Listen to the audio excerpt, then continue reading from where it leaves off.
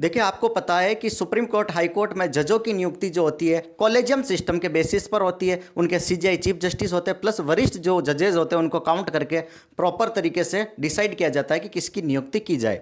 तो एक डाउट आया था कि सर एनजेएससी क्या है, नेशनल जुडिशियल अपॉइंटमेंट कमीशन जो बना था 2014 99 अमेंडमेंट के द्वारा, समझ रहे हो, 99वें संविधान संशोधन के द्वारा एनजेएससी एक संस्था बनाई गई थी, एक कमेटी बनाई गई थी जिसमें टोटल 6 मेंबर थे।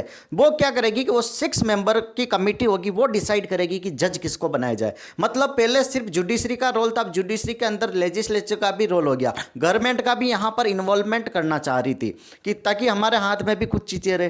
तो इसमें क्या हुआ था कि NJAC, national judicial appointment commission में क्या हुआ था, 6 मेंबर कमेटी। एक तो होगा chief justice of India, 2 member होंगे वो वरिष्ठ जो जजेस होंगे, ठीक है, सीनियर मोस्ट जजेस, 3 मेंबर तो यहाँ हो गए। अब 4th कौन होगा, लॉ मिनिस्टर होगा।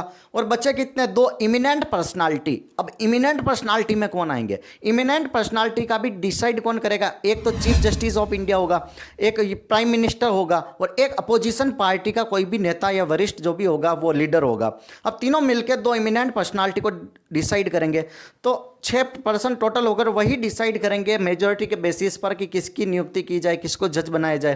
तो 2014 में यह चीज़ इन्होंने बना ली 99वें संविधान संशोधन से। लेकिन 2015 में सुप्रीम कोर्ट ने नोटिस दे दिया, ऑर्डर दे दिया कि बिल्कुल इसको वॉइड करार दे दिया। इन्होंने खारिज कर दिया कंप्लीटली कि भैया ये अनकॉन्स्टिट्यूशनल चीज़ है, आपका इन्वॉल्वमेंट यहाँ पर क्यों हो, फिर तो आप प्रेशर क्रिएट करोगे, चीज़ें अपने अंडर में आएगी, जो अपने फेवरेट जजेस होंगे उनको आप बनाना चाहोगे। तो ये तो बिल्कुल हम बिल्कुल स्वीकार नहीं करेंगे। इस चीज़ को फिर से रिजेक्ट कर दिया और फिर से कॉलेजियम सिस्टम को लेके आ गए कि जो हमारी प्रोसेस पहले चलती आ रही थी कि चीफ जस्टिस प्लस जो सीनियर मोस्ट जजेस होंगे हम ही डिसाइड करेंगे, इसमें आपका कोई भी रोल नहीं होगा। और 8% टाइप भी कॉलेजियम सिस्टम से ही ये सारी सिलेक्शन प्रोसेस हो रही है। तो आपको एनजेएससी का आई थिंक क्लियर हो गया होगा कि नेशनल जुडिशियल अपॉइंटमेंट कमीशन होता क्या है। Thank you so much. Channel पर नए हो तो लाइक से सब्सक्राइब जरूर।